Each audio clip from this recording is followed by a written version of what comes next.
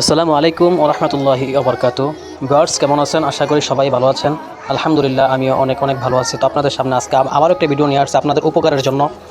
2টা ভিউ কামানোর জন্য না, সাবস্ক্রাইবার বাড়ানোর জন্য না, চিন্তা ভাবনা সবসময় করি আপনাদের যাতে আমার ভিডিওর দ্বারা কিছু না কিছু উপকৃত হন।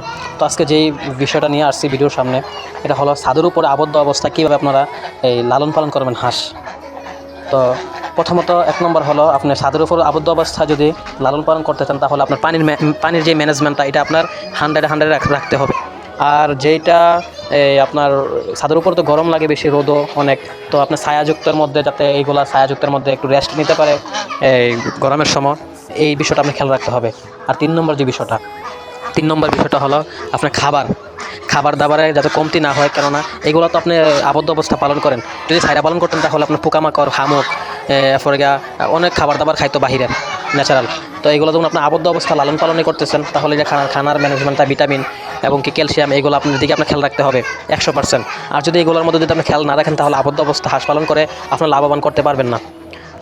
তো আমার খামারের জন্য সবাই দোয়া করবেন, আর এরকম নতুন ভিডিও পেতে আমার চ্যানেলটাকে সাবস্ক্রাইব করে রাখেন। আসসালামু আলাইকুম।